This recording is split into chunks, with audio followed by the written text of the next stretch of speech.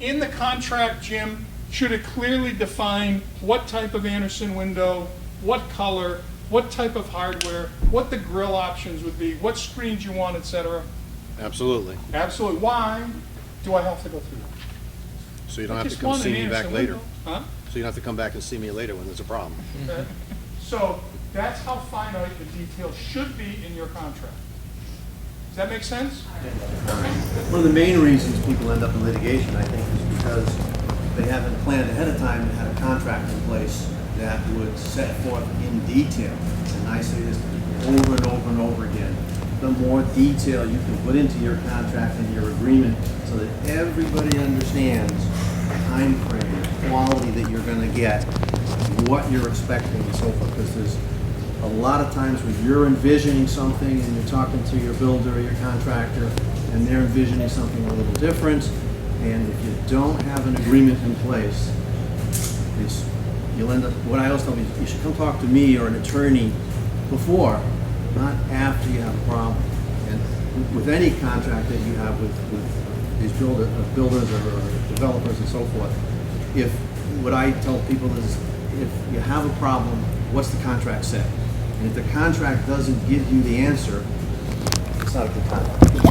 It can't cover everything, but in my view, detail, as much detail ahead of time, it's a pain in the neck. Nobody likes to do it. But the more you can invest up front in that area, I think is one of the biggest reasons why people end up in my office. As a builder, you know, obviously the contract is designed in such a way, Jim, that both the builder and consumer are protected. It's not really meant to be a litigation piece. I mean, if I was to ask you right now, what do you think the contract's for? It's so when we have a problem, we have something we can sue somebody with. No, it's not what it's designed to be. It's designed to be the roadmap that gives Dave Brennan and John down the other end the information that tells them what your expectations are of their performance.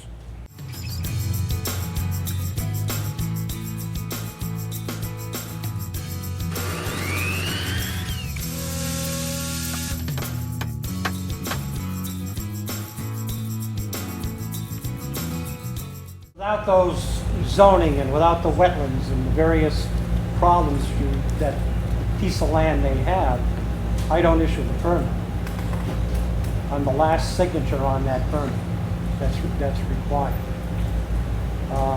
What can one say about the building code, which I'm very familiar with? It's an absolute minimum code. Connecticut was the first state in the union to pass statutory statewide building code. Well, what does that mean? All states have building code. Of the 50 states, only 18 have statutory statewide building code. We were the first, 1971, October. Then we had 500 pages. We got 15,000 pages in climate. What it amounts to today is it's more specific. Back in the 70s, it was very general. It left up to the building official in that area. I can't modify the code. In other words, if you want to do something less than the code, and I say it's less than, it's not allowed, and hopefully this happens during the introduction of yourself to the building department. I can't modify the code. If it's something that's in there, I can write a modification to the state of Connecticut. They have one building inspector who's appointed by the governor. He's the one that can only modify any part of the code that you may want. The complexity of the code today is based basically on the energy code. The IECC now, which on the state of Connecticut we use the 2009. This is both commercial and residential. If your windows don't meet a minimum of a .R35, you don't have a minimum amount of insulation, it's going to fail. And that failure happens right there in my department, even before you build. So a lot of questions happen from the contractor and the homeowner in the department itself. Part of my job is education. To educate the contractor or the homeowner on what are the newer codes coming up.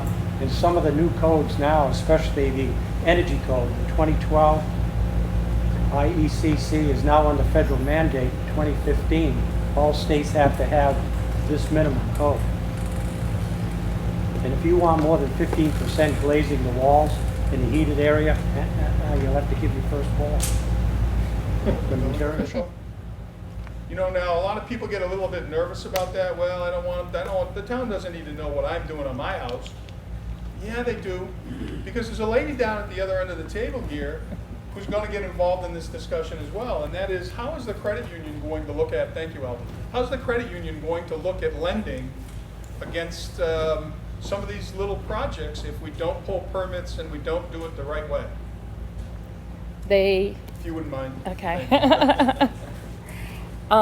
We will not lend money. Okay, we do mortgages, we do home equities, but before lending any money, we have to have COs. In order to get a CO, has to go through the building inspector. Certificate of occupancy. Can I just add a little to that? One of the problems we have a lot of times is the finished basements. Everyone goes down there for Christmas, they get the saw and the hammer, and all of a sudden they're carpenters. So they finish the basement off.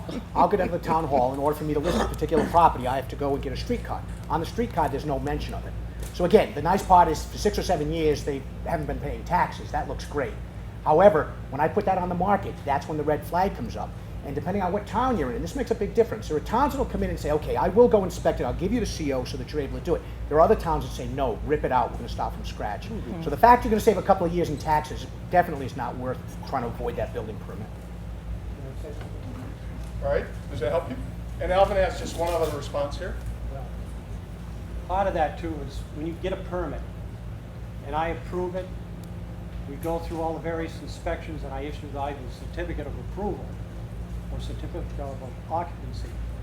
That means the liability is on that town in Connecticut for 3 years. So if the contractor screws up and I have his home improvement contractor's registration in that folder, that's so important when you hire somebody. Connecticut, you have, by statute, you are responsible to pull the permit, or you can dedicate an agent. Now, if that agent comes in, we're required, the building department, to ask that contractor if he has a home improvement contractor's registration. And if it's a new home, it's a new home contractor's registration. And we have.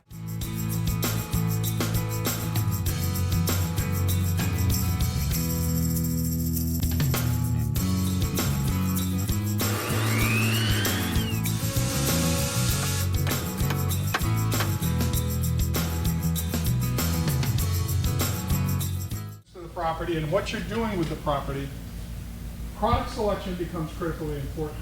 You know, so Dave, I want Anderson windows. Okay, Okay? absolutely. All right. So let's see, I'm gonna say I can get you the 200 series. You figure it out. Right. Does that happen? No. Does it happen, Dave? It happens. Does it happen, John? Yep. Then you have to have the good, better, best discussion. All right, so here's the problem in doing that. We're going to go right back to our friend, Mr. Brennan. What did we talk about very first thing? Contract specifications, clarity. It's not a tool to sue. It's a tool to help you through the process of designing and building your home. So if I look at Dave Copeland, and I look at Dick Loomis, and I'm in an environment where I'm up against some $600,000–700,000 homes, and I want to put in the Anderson 100 series, you know, painted interior, you know, bottom of the line, we'll call it. Not that there's any bottom of the line with Anderson windows. But I put it in the bottom of the line. Does that help me with my resale? No. No. Does it help you, Dave? Well, I wouldn't personally do it, but as a contractor, I could make money doing it. Yeah, you could. All right. But Dave just told you something about him. He said, I wouldn't do it. You can make money. Here's what we're trying to tell you right there. If you have a contractor who's willing to do it, run. If you have a contractor who says to you, I'll make your product selections for you, there's a reason for that. All right? Be very conscious and very aware. All right? There are people that are reputable. God, I wish there weren't those unreputable ones. But around every corner there seems to be. There are contractors, remodelers, and then there are guys that have a hammer and a holster. Make sure you hire the contractor and the remodeler, all right? Take the time to learn about the products you're using. Wood products may not be compatible with PVC products. When you bring them together, one may expand or contract at a different rate than the other. So if you're using two products side by side and expecting them to stay nice and tight in a joint, it may not work. So you have to understand those things. And we all know the internet is out there. And the internet's a great tool, but building is one of the few industries, in this person's opinion, that still requires face-to-face product decisions. You gotta touch it, you gotta smell it, you gotta feel it, you gotta see how it's gonna work as far as your lifestyle is concerned, and make sure that it fits what it is you want to accomplish with your project. Why was the main reason you guys came here tonight? Like I said, mainly advice. We're kind of a do-it-yourselfer, so we want all the advice we can get and make sure that we're following everything up by law and by code as well. So Yeah, trying to do a lot of the projects on our own, so just a little feedback of the experts here to put us in the right direction. yeah, make sure we're starting off in the right foot so Yeah. we're not going back later. All the permit stuff, the insurance things, those were very helpful. You know, in talking with folks after the event, everyone seems to have picked up some new information. And, you know, that's all we can try and do is put information out. And if they want to be educated, it's there for them.